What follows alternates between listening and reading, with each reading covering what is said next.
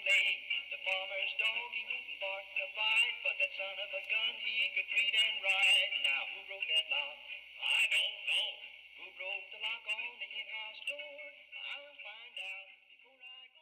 In 1832, Washington Irving was America's first and foremost American author, and he wrote very vividly, descriptively, and romantically.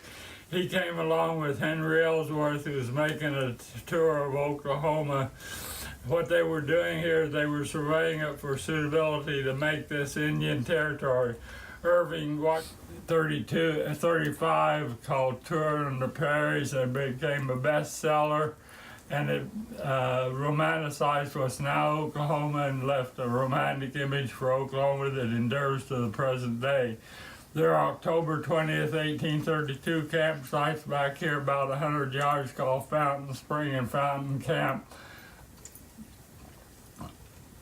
One of the longest, most deadly gun battles in the history of the Old West took place at Ingalls, Oklahoma, about 5 miles southeast of here in 1893. Although the outlaws more or less won that gun battle, they eventually were all tracked down, and by 1900.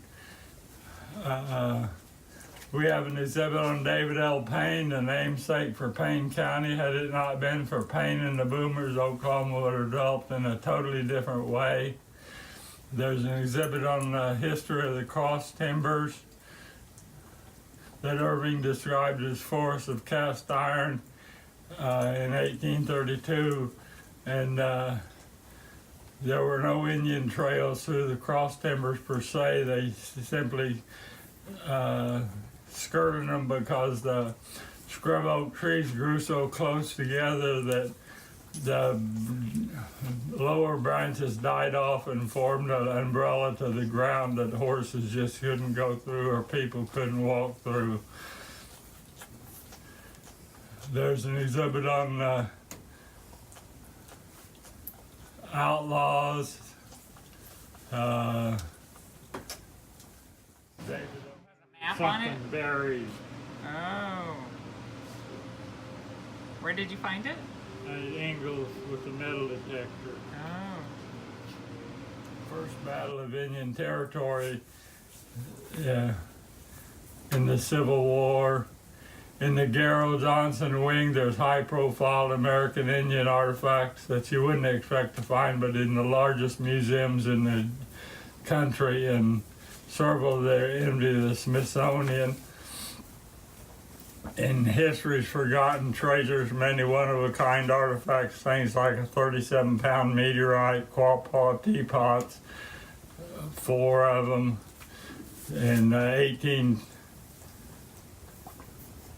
In 1640, DeSoto crossed the continental United States between Arkansas and Oklahoma, and the Quapaw Indians lived there, and DeSoto had silver peaty pots and tea and served the Indians, and when they moved on, the Indians emulated the teapots with their own pottery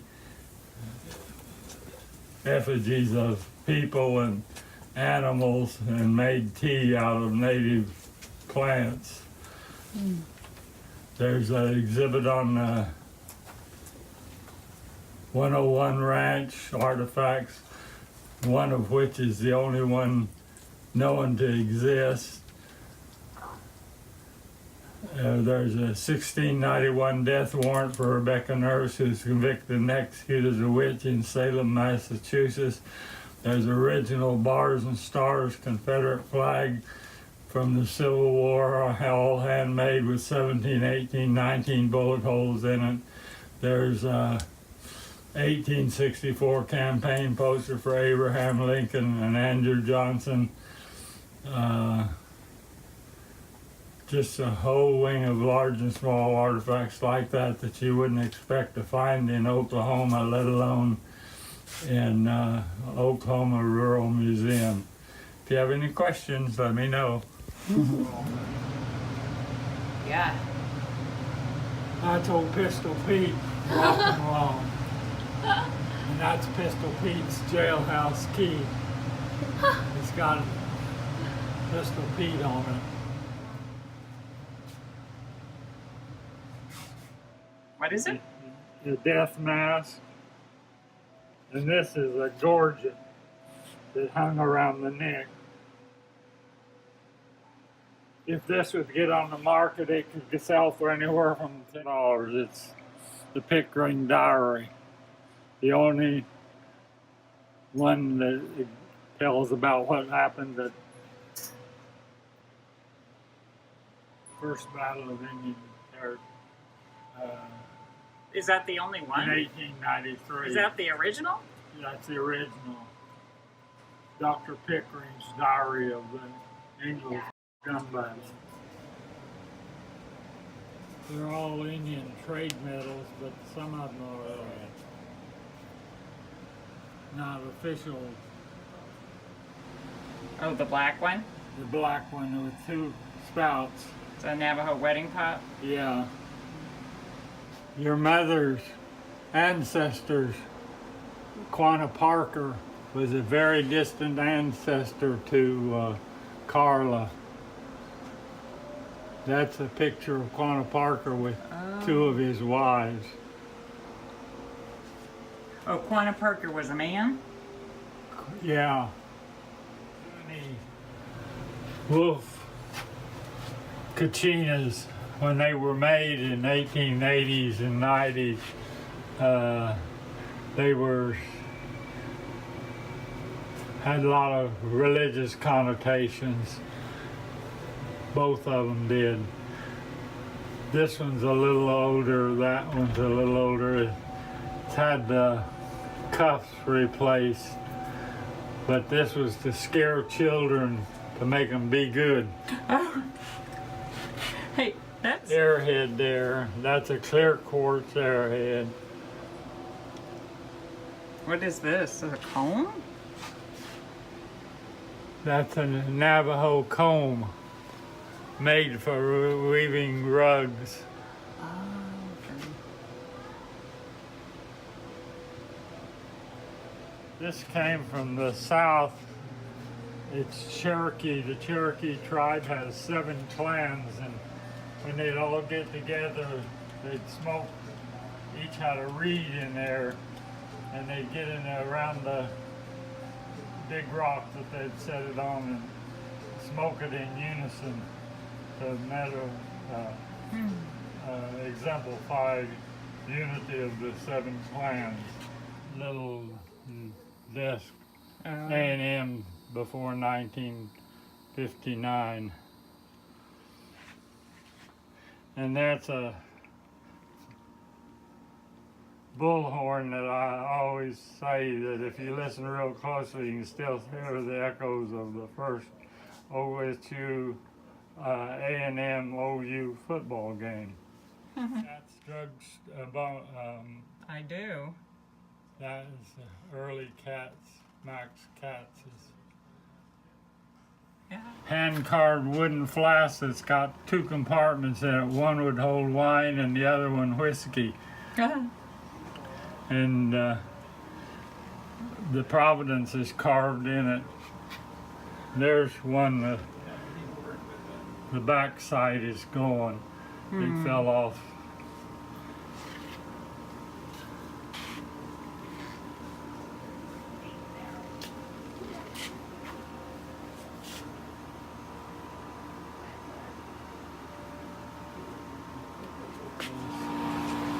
Some of the first industry in Georgia, they were found in a upstairs partition between the first floor and the second floor.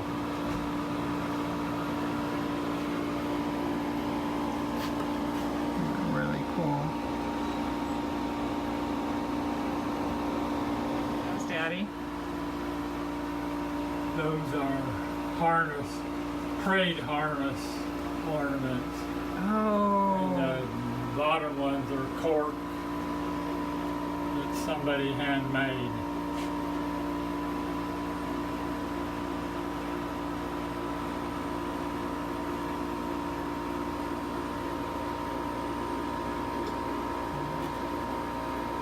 What is it? Carrie Nation bottle? And this is Carrie Nation, Voice of Temperance, and those are axes that she used to chop up saloons. And Oh. she'd sell them for $5 a piece, raising money. Named after me.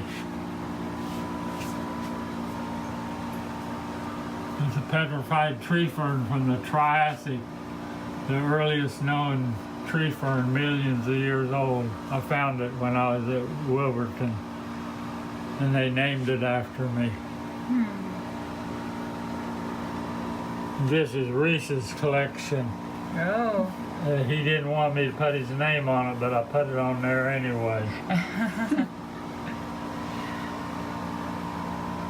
And that's a perfectly preserved woolly mammoth tooth, millions of years old. And that's a big rose rock. That's huge. Yeah, this Naval Observatory clock and this clipboard from the Wall Street Journal office. And this telephone came, it was remodeled the office was remodeled in the 1920s. And the guy that worked there just brought those home with him, and they were in the family for 100 years. And